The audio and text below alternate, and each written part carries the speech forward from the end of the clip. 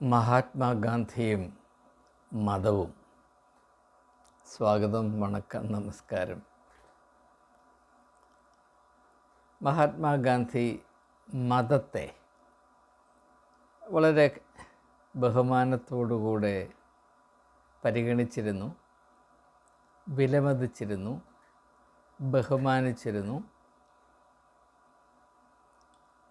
മതത്തിൻ്റെ വെളിച്ചമായ ആത്മീയത തൻ്റെ പ്രവൃത്തികളുടെ നാനാമുഖമായ മേഖലകളിലും അദ്ദേഹത്തിൻ്റെ വഴികാട്ടിയായിരിക്കണം എന്ന് നിർബന്ധം പിടിച്ചിരുന്നു. അതിൻ്റെ ഒരു പ്രതീകാത്മകമായി പ്രധാനപ്പെട്ട തീരുമാനങ്ങൾ എടുക്കുമ്പോഴൊക്കെയും അദ്ദേഹത്തിൻ്റെ ഉൾവിളി, ഇന്നർ വോയിസ്, വഴി ഇതാകുന്നു എന്ന ഉള്ളിൽ നിന്ന് മന്ത്രിക്കുന്ന ഒരു സ്വരം, അത് ദൈവികമാണ് എന്ന് അദ്ദേഹം വിശ്വസിക്കുകയും ആ ഉൾവിളിയുടെ പ്രേരണ അനുസരിച്ച് ജീവിതത്തിൽ പല നിർണായക ഘട്ടങ്ങളിൽ തീരുമാനങ്ങൾ എടുക്കുകയും ചെയ്തിട്ടുണ്ട് എന്ന് നമുക്ക് അറിയാം. എന്നാൽ അതേസമയം തന്നെ നമ്മെ ഏവരെയും പ്രത്യേകം ചിന്തിപ്പിക്കേണ്ട ഒരു വശം, അത് വേണ്ടതുപോലെ പരിഗണിക്കപ്പെടുന്നില്ല എന്നതുകൊണ്ട് തന്നെ നമ്മുടെ ശ്രദ്ധയിൽപ്പെടുത്തുക ഉചിതമാണ് എന്ന് ഞാൻ കരുതുകയാണ്. അത്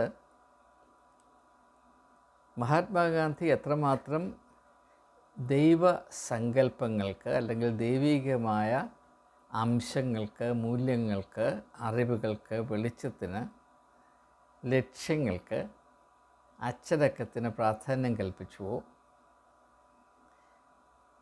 എപ്രകാരം ദൈവികമായ പ്രചോദനമനുസരിച്ച് ജീവിതത്തെയും ദൗത്യത്തെയും ക്രമീകരിക്കണമെന്ന് അദ്ദേഹം കരുതിയോ, അതേ അളവിൽ മതപരമായ ആചാര അനുഷ്ഠാനങ്ങളിൽ നിന്ന്, പ്രത്യേകിച്ച് അമ്പല കേന്ദ്രീകൃതമായ മതബോധങ്ങളിൽ നിന്ന്, അത് ഉൾക്കൊള്ളുന്ന മുൻവിധികളിൽ നിന്ന്, പ്രെജുഡിസുകൾ, ബയസുകളിൽ നിന്ന്, നിഷേധാത്മകതയിൽ നിന്ന് ഏറ്റവും കൂടുതൽ ദൂരം പാലിക്കാനും മഹാത്മാഗാന്ധി കൂട്ടാക്കിയിരുന്നു എന്നത് പ്രത്യേകം ശ്രദ്ധേയമാണ്.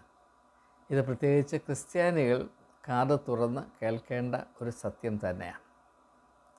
ഇത് കുറച്ചുകൂടി വ്യക്തമായി മനസ്സിലാക്കുന്നതിന് നമുക്കേവർക്കും സുപരിചിതമായ മഹാത്മാഗാന്ധിയുടെ ആത്മകഥ, ഓട്ടോബയോഗ്രഫി, അതിൻ്റെ ശീർഷകം മാത്രം നമുക്ക് വളരെ ഹ്രസ്വമായി ഒന്ന് പരിഗണിക്കുന്നത് നന്നായിരിക്കും.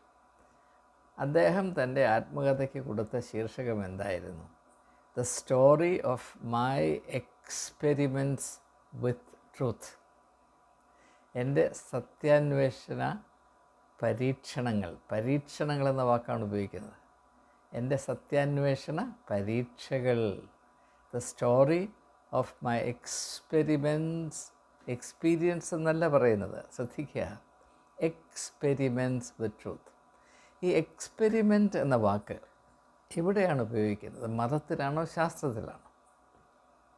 ഏതെങ്കിലും മതത്തിൽ എക്സ്പെരിമെൻ്റ് നടത്തി എന്തെങ്കിലും കണ്ടുപിടിച്ച് അതിനനുസരിച്ച് മതജീവിതത്തെ ക്രമീകരിക്കണമെന്ന വിദൂരമായി പോലും ചിന്തിക്കുന്ന ഒരു സാഹചര്യമുണ്ടോ? പിന്നെ എന്തുകൊണ്ടാണ് ഹിന്ദു മതത്തിനും, ഞാൻ നല്ല ഒരു ഹിന്ദുവായതുകൊണ്ട് തന്നെ നല്ലൊരു മുസൽമാനും, നല്ലൊരു ക്രിസ്ത്യാനും, നല്ലൊരു സിഖ് മതക്കാരനും, നല്ല ബൗദ്ധ മതക്കാരനുമാണ് എന്ന് പറഞ്ഞ മഹാത്മാഗാന്ധി തൻ്റെ ആത്മകഥ ഒരു സത്യാന്വേഷണ പരീക്ഷണമായി വിഭാവന ചെയ്തതും അനുഭവിച്ചതുമെന്ന് നാം പ്രത്യേകം മനസ്സിലാക്കണം. ഇനിയും ഈ പരീക്ഷണം എന്ന വാക്കിനെ, എക്സ്പെരിമെൻ്റ് എന്ന വാക്കിനെ മാത്രം കേന്ദ്രീകരിച്ച് അല്പം ചില കാര്യങ്ങൾ സൂചിപ്പിച്ച് ഞാൻ ചിന്തകൾ അവസാനിപ്പിക്കാൻ പോവുകയാണ്. പരീക്ഷണത്തിൽ കൂടെ എന്താണ് സംഭവിക്കുന്നത്? മനുഷ്യൻ്റെ അനുഭവവും ആ അനുഭവത്തോടനുബന്ധമായ അനുഭവത്തെ ആസ്പദമാക്കി അവൻ ചെന്ന് എത്തുന്ന നിഗമനങ്ങളും പരസ്പര പൂരിതവും പരസ്പര പൊരുത്തവുമുള്ളതുമാണ്. നാം ഏതെങ്കിലും കാര്യം വിശ്വസിക്കുമ്പോൾ, അതിൽ നമ്മുടെ പ്രത്യാശ വെക്കുമ്പോൾ, അതിനെ ആശ്രയിക്കുമ്പോൾ, അത് പരീക്ഷണങ്ങളിൽ കൂടെയാണ് എങ്കിൽ അത് വസ്തുതാപരമാണ്, അതിൽ സത്യമുണ്ട്, അതിൽ വഞ്ചന സാധ്യമല്ല. ഇപ്പോൾ ഒരു രോഗത്തിന് പുതിയ ഒരു മരുന്ന് കണ്ടുപിടിച്ചു. ആ മരുന്ന് കണ്ടുപിടിക്കുമ്പോൾ അതിൻ്റെ പശ്ചാത്തലമായി വളരെയധികം ഗവേഷണം നടക്കാറുണ്ട്. എന്താണ് ഈ ഗവേഷണം? ഓരോ പരീക്ഷകൾ നടന്ന് എക്സ്പെരിമെൻറ്റ്സ് നടത്തി ആ എക്സ്പെരിമെൻറ്റ്സിൽ കൂടെ കണ്ടുപിടിക്കുന്ന ഓരോരോ കാര്യങ്ങൾ, വസ്തുതകൾ പരിഗണിച്ച് അതിൻ്റെ കുറവുകൾ, പോരായ്മകൾ മനസ്സിലാക്കി അതിനെ നികത്തി എക്സ്പെരിമെൻറ്റിൻ്റെ അടുത്ത ഘട്ടത്തിൽ പോയി അവിടെയും നിരീക്ഷണങ്ങൾ നടത്തി, അങ്ങനെ നിരീക്ഷണങ്ങൾ നടത്തുമ്പോൾ മനസ്സിലാകിയ പുതിയ അറിവനുസരിച്ച് എന്ത് നിർമ്മിക്കാൻ ഉദ്ദേശിക്കുന്നുവോ അതിൻ്റെ പോരായ്മകൾ കുറച്ചുകൂടെ ഇല്ലാതെയാക്കി, അങ്ങനെ പരീക്ഷിച്ചും നിരീക്ഷിച്ചും പോരായ്മകൾ തിരുത്തിയും സത്യത്തോട് കൂടുതൽ അടുത്ത അവസാനം ഒരു മരുന്ന് കണ്ടുപിടിച്ചു എന്ന അവസ്ഥയിൽ എത്തിച്ചേരുന്നു. ആ മരുന്ന് ഒരു രോഗിക്ക് പ്രയോജനം ചെയ്യുന്നത് അതിലടങ്ങിയിരിക്കുന്ന സത്യം എന്ന ഘടകം കൊണ്ടാണ്. അതിൽ വഞ്ചനയില്ല. പക്ഷെ വഞ്ചന ഉണ്ടാകുന്നത് എപ്പോഴാണ്? ഈ മരുന്ന് അഡൾട്രേറ്റ് ചെയ്യുമ്പോഴാണ്. ഒരു അഡൾട്രേറ്റ് അല്ലെങ്കിൽ മായം ചേർത്ത മരുന്ന് ഒരു രോഗി കഴിക്കുമ്പോൾ എന്താണ് സംഭവിക്കുന്നത്? അവൻ്റെ വിശ്വാസം അതർഹിക്കാത്ത ഒരു ഘടകത്തിൽ അവൻ സ്ഥാപിക്കുന്നത് കൊണ്ട് അവൻ്റെ വിശ്വാസത്തിൽ കൂടെ അവൻ അപകടത്തിൽ ചെന്ന് പറ്റുന്നു. പ്രത്യേകം മനസ്സിലാക്കുക. അടിസ്ഥാനരഹിതമായ ഒരു കാര്യത്തിൽ നാം നമ്മുടെ വിശ്വാസം അർപ്പിച്ചാൽ അതെപ്പോഴും അപകടത്തിലേക്കുള്ള വഴിയായിരിക്കും എന്നത് വളരെ സ്പഷ്ടമാണ്. എന്നാൽ മായം ചേർത്ത മരുന്ന് കഴിക്കുന്ന ഒരു രോഗിക്ക് താൻ കഴിക്കുന്നത് വ്യാജമരുന്നാണ് എന്ന് തിരിച്ചറിയാൻ കഴിയാത്തത് കൊണ്ട് അവൻ വാസ്തവത്തിൽ ഈ അപകടത്തിലായിത്തീരുന്നത് അവൻ്റെ മണ്ടത്തരം കൊണ്ടല്ല, അവൻ്റെ നിസ്സഹായത കൊണ്ടാണ്, അറിവുകേട് കൊണ്ടാണ്. തൻ്റെ ഉള്ളിലേക്ക് പോകുന്ന ഈ മരുന്ന് വ്യാജമരുന്നാണ് എന്ന് തിരിച്ചറിയാതെ, ഇത് ഞാൻ ഒരു ഇംഗ്ലീഷ് മരുന്ന് കടയിൽ നിന്ന് വാങ്ങിച്ച മരുന്നാണ്, ഡോക്ടർ പ്രിസ്ക്രൈബ് ചെയ്തുകൊണ്ട് ഞാൻ വാങ്ങിച്ച മരുന്നാണ്, അതുകൊണ്ട് ഇത് കഴിച്ചാൽ എനിക്ക് ഇന്ന ഗുണമുണ്ടാകും എന്ന യാതൊരു സംശയവുമില്ലാത്ത ഒരു പ്രതീക്ഷയിൽ ഒരു വ്യക്തി ആ മരുന്ന് കഴിക്കുമ്പോൾ, അങ്ങനെ പ്രതീക്ഷിച്ചത് കൊണ്ട് ഗുണമുണ്ടാകണമെന്നില്ല, അത് വ്യാജമരുന്നാണെങ്കിൽ അതുകൊണ്ട് അവന് അപകടമുണ്ടായിരിക്കും. അപ്പോൾ ഈ വ്യാജമരുന്ന് എന്ന് പറയുന്നത് മനുഷ്യൻ്റെ അനുഭവവും അവൻ്റെ പ്രത്യാശയും തമ്മിലുള്ള ഒരു വൈകല്യമാണ്, ഒരു വിടവാണ്, ഒരു പൊരുത്തക്കേടാണ്. അത് രോഗിയെ സംബന്ധിച്ചിടത്തോളം അറിയാതെ സംഭവിക്കുന്നു.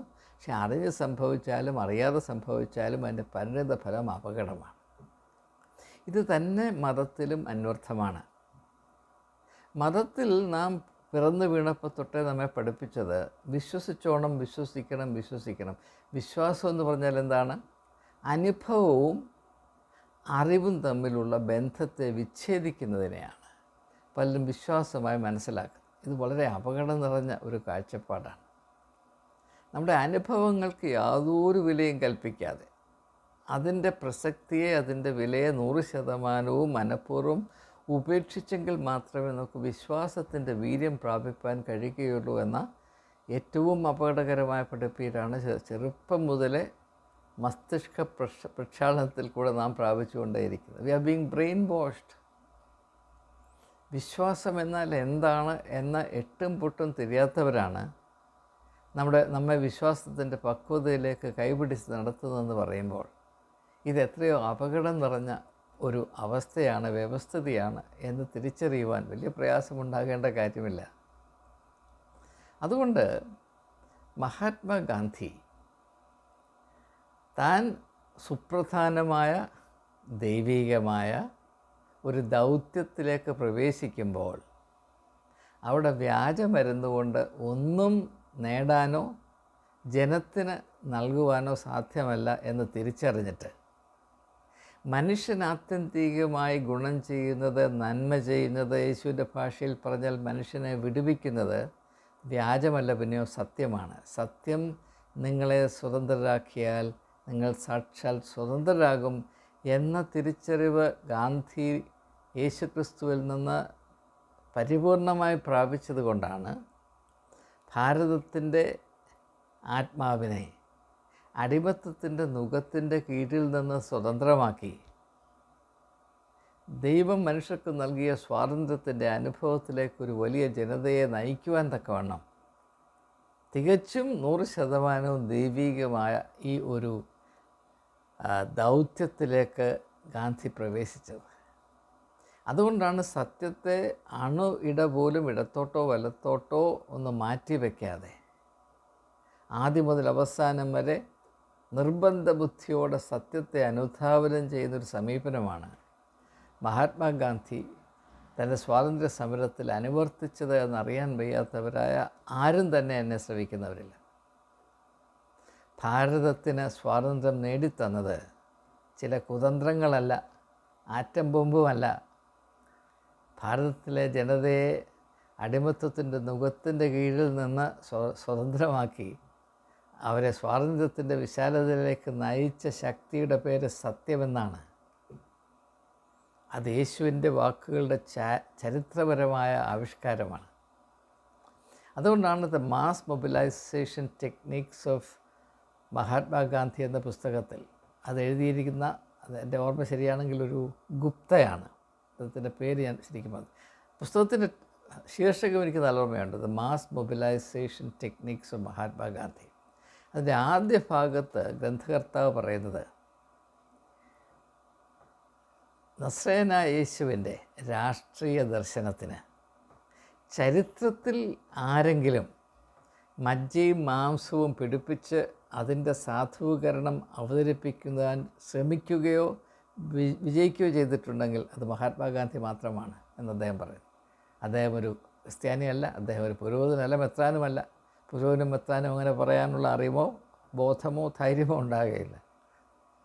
അങ്ങനെയുള്ള അറിവുകൾ അക്രൈസ്തവരിൽ നിന്ന് മാത്രമേ നമുക്ക് പ്രാപിപ്പാൻ സാധ്യമാകുകയുള്ളൂ. അവർക്കിത് ആധികാരികമായി പറയാം. കാരണം ഇങ്ങനെയുള്ള കാര്യങ്ങൾ അന്വേഷിച്ചറിയുവാനുള്ള സ്വാതന്ത്ര്യം അവർക്കൊണ്ട്, നമുക്കില്ല. കാരണം വിശ്വാസത്തിൽ കൂടെ നാം അടിമകളായി പോവുകയും അടിമകളായി പോയതുകൊണ്ട് നമ്മുടെ മണ്ട അങ്ങ് കുരച്ചു പോവുകയും ചെയ്തവരാണ് നാം. ഒന്നും അന്വേഷിക്കരുത്, ഒന്നും അറിയരുത്, കണ്ണുപടച്ച് നിന്നോണം, അന്ധവിശ്വാസമാണ് ദൈവത്തിലേക്കുള്ള വഴിയെന്ന് നാം വിശ്വസിച്ചു, ഇപ്പോഴും വിശ്വസിച്ചുകൊണ്ടിരിക്കുന്നു. ഈ ഒരു സാഹചര്യത്തിൽ നിന്നുകൊണ്ടാണ് മഹാത്മാഗാന്ധി എന്തുകൊണ്ടാണ് തൻ്റെ ആത്മകഥയ്ക്ക് ഈ ഒരു ശീർഷകം നൽകിയത് എന്ന് മനസ്സിലാക്കാൻ നാം ശ്രമിക്കുകയാണ്. അപ്പോൾ ഇങ്ങനെയുള്ള അന്ധവിശ്വാസം കൊണ്ട് മനുഷ്യന് വ്യക്തിപരമായും സമൂഹമായും രാഷ്ട്രമായും വലിയ വലിയ കെടുതിയും നഷ്ടവും അപകടവും അപമാനവുമേ ഉണ്ടാകുവാൻ സാധ്യതയുള്ളൂ എന്ന് മഹാത്മാഗാന്ധി വ്യക്തമായി തിരിച്ചറിഞ്ഞതുകൊണ്ട് അദ്ദേഹം ദൈവത്തെ സത്യമായി തിരിച്ചറിഞ്ഞു. സത്യം തന്നെയാണ് ദൈവം. ദൈവത്തെ അറിയുന്നവൻ ഒരിക്കലും സത്യത്തിൽ നിന്ന് വ്യതിചലിക്കുവാൻ സാധ്യമല്ല. സത്യത്തെ ഉപേക്ഷിച്ചിട്ട് ദൈവത്തെ അറിയുവാനോ ദൈവികമായ ഒരു ദൗത്യം നിർവഹിപ്പാനോ ആർക്കും സാധ്യമല്ല എന്ന് വളരെ വളരെ വ്യക്തമായും ശക്തമായും മഹാത്മാഗാന്ധി ഗ്രഹിച്ചതിൻ്റെ ഫലമായിട്ടാണ് അഹിംസ എന്ന വലിയ രാഷ്ട്രീയ ആധ്യാത്മിക ദർശനത്തിൽ നമ്മുടെ സ്വാതന്ത്ര്യ സമരം പുനരാവിഷ്കരിക്കുവാനിടയായത്. അഹിംസ എന്ന് പറഞ്ഞാൽ നോൺ വയലൻസ്, ഹിംസ എന്ന് പറഞ്ഞാൽ വയലൻസ്. അപ്പോൾ ബലപ്രയോഗത്തിൽ വിശ്വസിക്കാതെ, ബലപ്രയോഗം എന്ന മാർഗത്തിൽ കൂടെ ഒരിക്കലും സഞ്ചരിക്കാതെ ഒരു ജനതയ്ക്ക് അർഹമായ അവരുടെ അവകാശമായ സ്വാതന്ത്ര്യം നേടിക്കൊടുക്കുവാൻ സാധിക്കും എന്ന് ഒരു രാഷ്ട്രീയ നേതാവ് വിശ്വസിക്കണമെങ്കിൽ അതിന് തക്കതായൊരു പശ്ചാത്തലമുണ്ടാകണം. ആ പശ്ചാത്തലത്തിൻ്റെ ആവിർഭാവവും അതിൻ്റെ പുരോഗതിയുമാണ് തൻ്റെ ആത്മകഥയായി മഹാത്മാഗാന്ധി ഈ മഹനീയമായ ഗ്രന്ഥത്തിൽ ആലേഖനം ചെയ്യുന്നത്. The story of my experiments with truth, എൻ്റെ സത്യാന്വേഷണ പരീക്ഷണങ്ങൾ, നാം പരീക്ഷണം എന്ന വാക്ക് മാത്രം മനസ്സിലാക്കാൻ ശ്രമിക്കുകയാണ്. ഇനി 2 വ്യത്യസ്തമായ സമീപനങ്ങൾ മതമേഖലയിൽ സാധ്യമാണ്. ഒന്ന്, അന്ധമായ വിശ്വാസം, ബ്ലൈൻഡ് ഫെയ്ത്ത്. പുരോഹിതവർഗം എപ്പോഴും ഈ അന്ധവിശ്വാസമാണ് പ്രചരിപ്പിക്കുന്നതും പ്രേരിപ്പിക്കുന്നതും. കാരണം അവരെ സംബന്ധിച്ചിടത്തോളം അവർക്ക് ഏറ്റവും ഗുണം ചെയ്യുന്നത് ജനങ്ങളുടെ അന്ധവിശ്വാസമാണ് എന്ന് മാത്രമല്ല, ഈ അന്ധവിശ്വാസത്തിൽ തങ്ങിക്കിടക്കുന്ന ജനങ്ങളെ സന്ധിക്കാൻ മാത്രമേ അവർക്ക് അറിവുള്ളൂ, കഴിവുള്ളൂ. ആരുടെയെങ്കിലും കണ്ണ് തുറന്നാൽ അത് പുരോഹിതവർഗത്തിന് അപകടമാണ്. കണ്ണ് തുറന്നവർ യാഥാർത്ഥ്യങ്ങളെ തിരിച്ചറിയുകയും യാഥാർത്ഥ്യങ്ങളെ തിരിച്ചറിയുന്നവർ ചില ചോദ്യങ്ങൾ ചോദിക്കുകയും ചെയ്താൽ അവയ്ക്ക് മറുപടി കൊടുക്കേണ്ടി വരും. അങ്ങനെ മറുപടി കൊടുക്കുവാൻ സാധ്യമാകുന്ന യാതൊരു സാഹചര്യവും ഈ പുരോഹിത വൃത്തിയിലോ പ്രീസ്റ്റ് ക്രാഫ്റ്റ്, പുരോഹിത വൃന്ദത്തിലോ പ്രീസ്റ്റി ക്ലാസ്സിലോ ഇല്ല എന്നത് വളരെ പ്രകടമായ വസ്തുനിഷ്ഠമായൊരു സത്യം തന്നെയാണ്.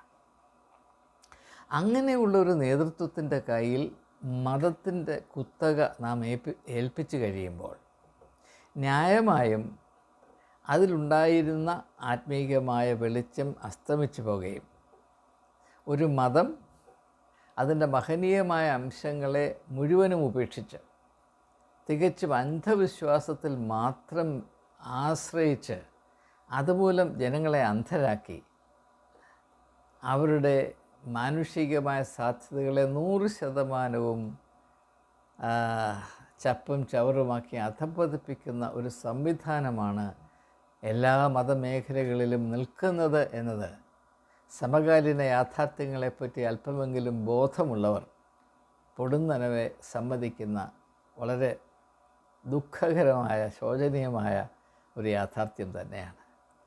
ഇത് അവഗണിച്ചുകൂടാ. ഇപ്രകാരമുള്ള ഒരു മതതീഷ്ണത കൊണ്ടോ മതബോധം കൊണ്ടോ അതിനെ നിലനിർത്തുന്ന മത ആചാരങ്ങൾ കൊണ്ടോ മനുഷ്യർക്ക് യാതൊരു നന്മയും ഉണ്ടാകുവാൻ സാധ്യമല്ല എന്നത് യേശു എപ്രകാരം തിരിച്ചറിഞ്ഞുവോ ഏതാണ്ട് അതേ തോതിൽ തന്നെ മഹാത്മാഗാന്ധിയും തിരിച്ചറിഞ്ഞിരുന്നു എന്നതൊരു യാഥാർത്ഥ്യമാണ്. അതുകൊണ്ടാണ് ആത്മീയതയിൽ മറ്റെല്ലാവരെക്കാളും മുന്തിയവനും ആത്മീകമായ വീര്യത്തിൽ വിശ്വസിച്ചവനും ആത്മീകമായ ആദർശങ്ങളെ കൈവിടാതെ അവയെ മാർഗദർശികളായി സ്വീകരിച്ച് അവലംബിച്ച് ഒരു ജനതയുടെ വിടുതലിന് വേണ്ടി ജീവനെ പണയപ്പെടുത്തി അധ്വാനിക്കാൻ സ്വയം സമർപ്പിച്ച മഹാത്മാഗാന്ധി.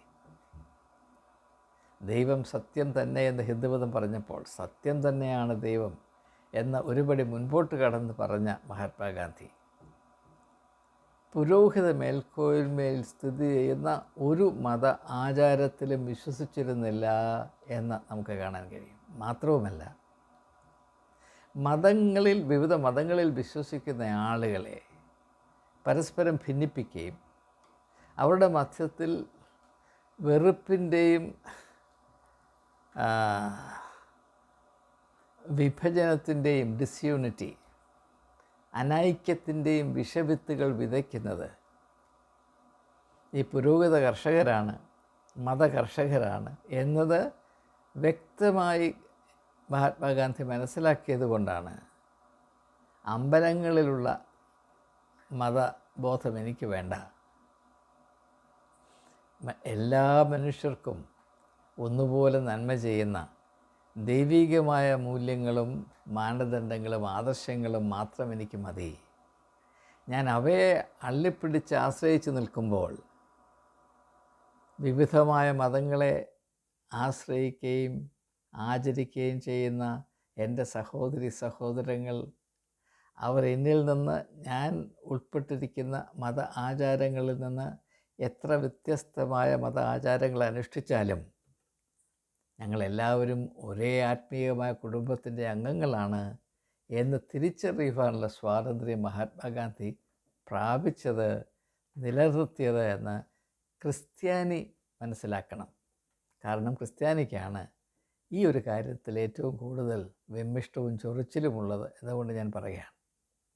മറ്റെല്ലാവരേക്കാളും ഈ ഒരു കാര്യത്തിൽ ക്രിസ്ത്യാനി പുറകിലാണ് എന്ന് പറയുവാൻ എനിക്ക് യാതൊരു മടിയുമില്ല. മറ്റുള്ളവരെ വെറുക്കുകയും അവരെപ്പറ്റി കള്ളസാക്ഷ്യം പറയുകയും ചെയ്യുകയാണ് നമ്മുടെ ഏറ്റവും വലിയ മിടുക്ക് എന്ന ഒരവസ്ഥയിലേക്ക് നാം പ്രവേശിച്ചിട്ട് നൂറ്റാണ്ടുകളായി. ഇതുകൊണ്ട് നാം ഒന്നും നേടിയെടുത്തില്ല. നമ്മുടെ തന്നെ വെളിച്ചം കെട്ടുപോകാൻ മാത്രം ഇത് സഹായിച്ചു. ഇതിൽ സത്യത്തിൻ്റെ കണികയില്ല എന്നത് ഈ വൈകിയ വേളയിലെങ്കിലും ദയവായി തിരിച്ചറിയുക.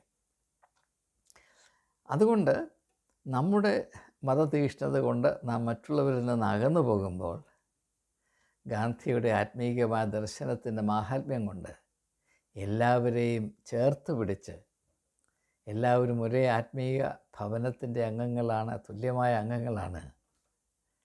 വ്യത്യാസങ്ങളിൽ കൂടെ പരസ്പരം വെറുക്കുകയല്ല, പരസ്പരം അറിയുകയും വിലമതിക്കുകയും ആദരിക്കുകയും ആശ്ലേഷിക്കുകയുമാണ് ചെയ്യേണ്ടത് എന്ന അനുഭവത്തിൽ കൂടെ തിരിച്ചറിയുവാൻ മഹാത്മാഗാന്ധി ശ്രമിച്ചത് കൊണ്ടാണ് എക്സ്പെരിമെൻ്റ് എന്ന വാക്ക് ഉപയോഗിച്ചിരിക്കുന്നത്. എന്താണ് എക്സ്പെരിമെൻ്റ്? അനുഭവത്തിൽ നിന്ന് നിഗമനത്തിലേക്ക് മുന്നേറുന്ന അച്ചടക്കത്തിൻ്റെ പേരാണ് എക്സ്പെരിമെൻ്റ്. ഞാൻ ആവർത്തിക്കട്ടെ. അനുഭവത്തിൽ നിന്ന് അനുമാനത്തിലേക്ക് പുരോഗമിക്കുന്ന അല്ലെങ്കിൽ കടന്നു ചെല്ലുന്ന അച്ചടക്കത്തിൻ്റെ പേരാണ് പരീക്ഷണം അല്ലെങ്കിൽ എക്സ്പെരിമെൻ്റ് എന്നുള്ളത്. നമ്മുടെ മതപരിശീലനത്തിലോ മതബോധത്തിലോ ആചാരത്തിലോ കാഴ്ചപ്പാടിലോ അങ്ങനെ ഒരു അച്ചടക്കമില്ല.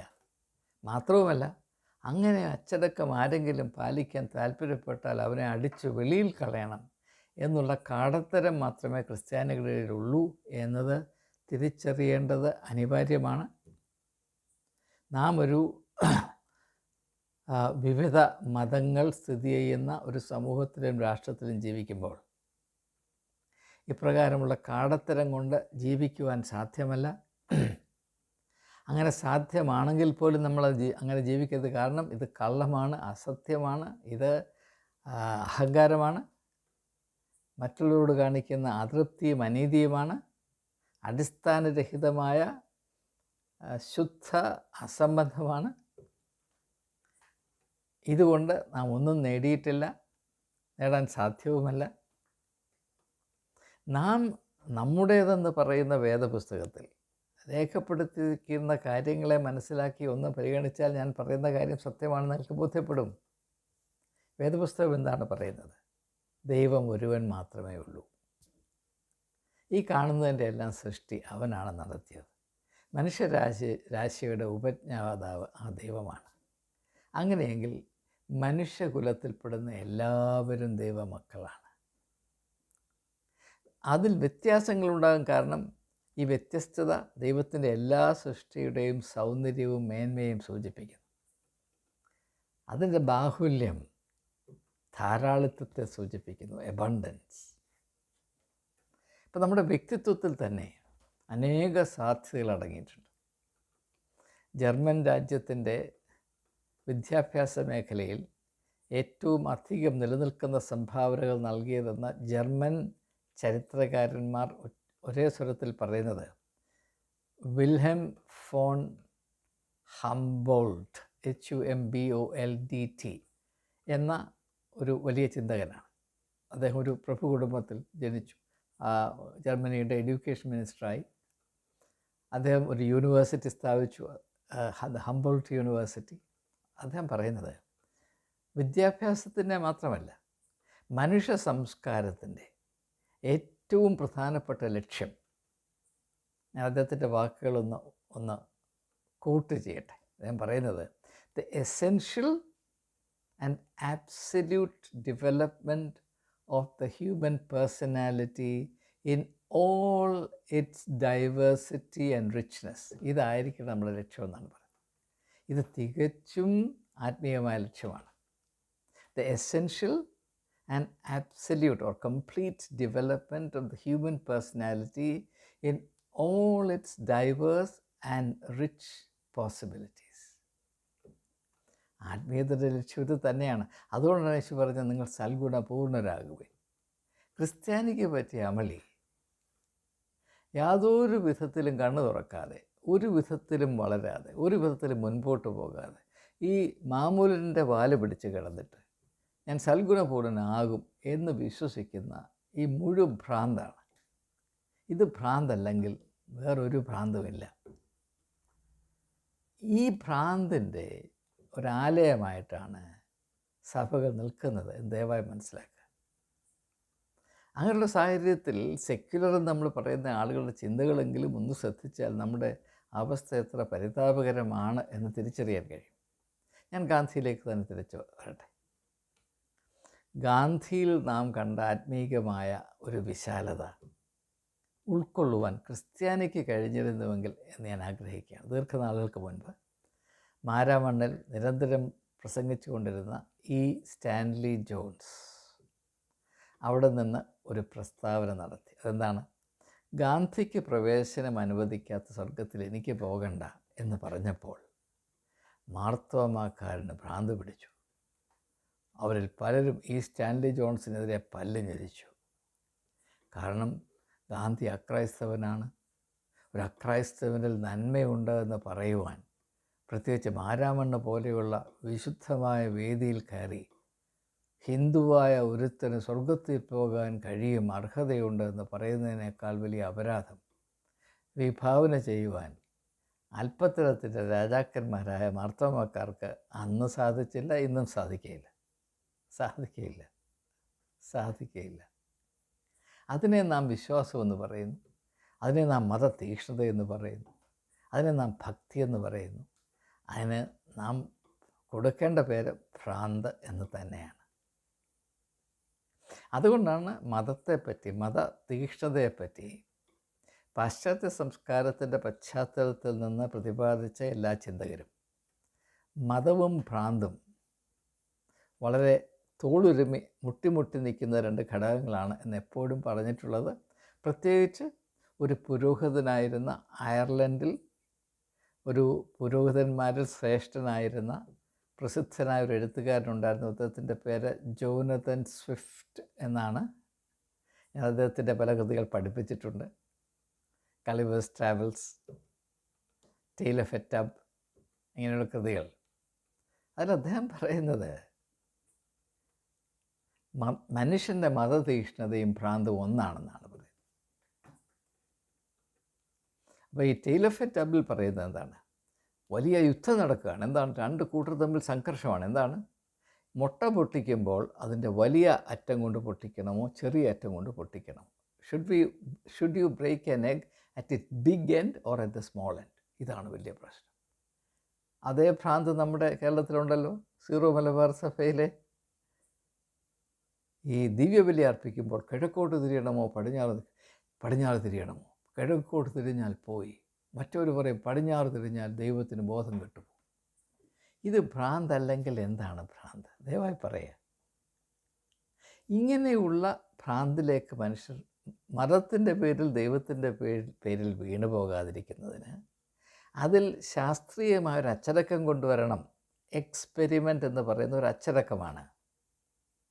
നാം ഇങ്ങനെയുള്ള കാര്യങ്ങൾ വെട്ടിവിടുമ്പോൾ മനുഷ്യൻ്റെ അനുഭവത്തോട് അല്പമെങ്കിലും ബന്ധമുണ്ടോ ഇല്ലയോ എന്ന് ഒന്ന് ചിന്തിക്കുവാൻ കൂട്ടാക്കണം, ധൈര്യം കാണിക്കണം. മതത്തിൻ്റെ പേരിൽ നടത്തുന്ന പല കോലാഹലങ്ങളും, നമ്മെ ലജ്ജിപ്പിക്കേണ്ട പല കാര്യങ്ങളും, നിലപാടുകളും, അതും യഥാർത്ഥ മനുഷ്യൻ്റെ, പച്ചയായ മനുഷ്യൻ്റെ അനുഭവങ്ങളുമായി എന്താണ് ബന്ധം എന്ന് വല്ലപ്പോഴുമെങ്കിലും ഒന്ന് ചിന്തിക്കുന്നത് നല്ലതാണ്. അനുഭവത്തിൽ അനുഭവത്തിന് വില കൽപ്പിക്കുന്ന ഒരു മതബോധം മതി നമുക്ക്. മനുഷ്യ യാഥാർത്ഥ്യങ്ങളോട് ചേർന്ന് നിൽക്കുന്നൊരു മതബോധം മതി നമുക്ക്. മനുഷ്യൻ്റെ ജീവിതം സാത്താൻ നിർമ്മിച്ചതല്ല, ദൈവ നിർമ്മിതമാണ്. ജീവൻ ദൈവത്തിൻ്റെ ദാനമാണ്. അതിൻ്റെ വിവിധമായ അനുഭവങ്ങൾക്ക് ഒരു വിലയുമില്ല. മതത്തിൻ്റെ പേരിൽ പറയുന്ന പൊട്ടത്തരത്തിന് മാത്രമേ വിലയുള്ളൂ. മതപരമായി പറയുന്ന കാര്യങ്ങൾക്ക് മനുഷ്യൻ്റെ ജീവിത അവസ്ഥകളോടും ആവശ്യങ്ങളോടും ബന്ധമുണ്ടാകരുത് എന്ന് ആരെങ്കിലും ആത്മാർത്ഥമായി പറയണമെങ്കിൽ അവനെ ഊളംപാറയിൽ കൊണ്ടുപോകണം. അങ്ങനെ വരാതിരിക്കുന്നതിന് വേണ്ടിയാണ് മഹാത്മാഗാന്ധി പറയുന്നത് എക്സ്പെരിമെൻറ്റ്. ഇപ്പോൾ തന്നെ കർത്താവായ യേശു ക്രിസ്തു തൻ്റെ പരസ്യ ശുശ്രൂഷ ആരംഭിക്കുന്നതിന് മുൻപ് സാത്താനാൽ പരീക്ഷിക്കപ്പെടുന്നതിന് വേണ്ടി മരുഭൂമിയിലേക്ക് പരിശുദ്ധാത്മാവ് അവനെ കൊണ്ടുപോയി നാം വായിക്കുന്നുണ്ട്, വിശ്വസിക്കുന്നു. അതിൻ്റെ അർത്ഥം എന്താണ്? എക്സ്പെരിമെൻറ്റ്. നിൻ്റെ വിശ്വാസം യഥാർത്ഥത്തിൽ അതിൻ്റെ ഒന്ന് ഉരച്ച് നോക്കണ്ടേ? അതാണ് എക്സ്പെരിമെൻറ്റ്. നീ പറയാൻ പോകുന്ന കാര്യങ്ങളുടെ പ്രസക്തി നിൻ്റേതിൻ്റെ അനുഭവത്തിൽ കൂടെ ഒന്ന് ഉരച്ചു നോക്കണ്ടേ? അത് യേശുവിൻ്റെ ജീവിതത്തിൽ അനർത്ഥമായിരുന്നുവെങ്കിൽ നമ്മുടെ ജീവിതത്തിലും അനുഭവവേദ്യമാകണ്ടേ? എന്തുകൊണ്ടാണ് അനുഭവങ്ങളോട് ഇത്ര പുച്ഛവും മനുഷ്യജീവിതത്തോട് കുലബന്ധം പോലും ഇല്ലാത്ത കാര്യങ്ങൾക്ക് ഇത്ര വലിയ വലിപ്പവും കൊടുക്കുന്നതെന്ന് എനിക്ക് മനസ്സിലാകുന്നില്ല. യേശുവിൻ്റെ എല്ലാ പഠിപ്പീരുകളുടെയും അവസാനമായി അതിൻ്റെ ആത്യന്തിക ലക്ഷ്യമായിട്ടുള്ളത് ജീവിതം എന്ന ആശയമാണ്. ജീവൻ, അവർക്ക് ജീവനുണ്ടാകുവാനും സമൃദ്ധമായ ജീവനുണ്ടാകുവാനും അത്രേ വന്നത്. മർക്കോസിൻ്റെ സുവിശേഷം 2-ാം അധ്യായത്തിൻ്റെ 27-ാം വാക്യം എന്താണ്? മനുഷ്യൻ ശബത്തിന് വേണ്ടിയല്ല, ശബത്ത് മനുഷ്യന് വേണ്ടിയാണ് ഉണ്ടാകേണ്ടത് എന്ന് പറയുമ്പോൾ മതത്തിൻ്റെ ആകമാനമായ ലക്ഷ്യം മനുഷ്യൻ്റെ നന്മയ്ക്കും അവൻ്റെ മനുഷ്യത്വത്തിൻ്റെ പോഷണത്തിനും അതിനെ മേന്മയാക്കുന്നതിനും ഉതകുന്നതായിരിക്കണം. അല്ലാത്തതൊന്നും ഈ മേഖലയിൽ നിലനിൽക്കുവാൻ നിങ്ങൾ അനുവദിക്കരുത്, അത് സഹിച്ചുകൂടാ എന്നതാണ് എൻ്റെ അർത്ഥം. എന്നാൽ നാം ഇന്ന് മതമേഖലയിൽ കുത്തിച്ചെലുത്തി വച്ചിരിക്കുന്നത് മനുഷ്യരുടെ ജീവിത യാഥാർത്ഥ്യങ്ങളോട് യാതൊരു ബന്ധവുമില്ലാത്ത ഏതാണ്ട് കടങ്കഥകൾ, അത് അന്ധമായി വിശ്വസിക്കണമെന്നാണ് പറയുന്നത്. അങ്ങനെ അന്ധമായി വിശ്വസിക്കുന്നവൻ പ്രത്യേകമായ ഏതാണ്ട് ആത്മീയമായ മേന്മയുള്ളവനാണ്. യാഥാർത്ഥ്യബോധം ഒട്ടും ഇല്ലാത്തവൻ, അന്ധനാണ് ഏറ്റവും മിടുക്കൻ എന്ന ഒരു ധാരണ നമ്മുടെ ഇടയിൽ ഉണ്ടാക്കി വെച്ചു. ഇത് നമുക്ക് നൽകിയ വലിയ അധപ്പതനം ഭീകരമാണ്. നമ്മുടെ വ്യക്തിത്വത്തിൽ സംഭവിച്ച ഇടിവ് വളരെ ഭയാനകമാണ്. ഈ അബദ്ധത്തെ, അമളിയെ, അപകടത്തെ തിരിച്ചറിയുവാൻ ദയവായി ഏവരും കൂട്ടാക്കണമേ എന്ന് അഭ്യർത്ഥിച്ചുകൊണ്ട് മാത്രം എൻ്റെ വാക്കുകൾ ഉപസംഹരിക്കുന്നു. ദൈവം എല്ലാവർക്കും സൽബുദ്ധി നൽകുമാറാകട്ടെ.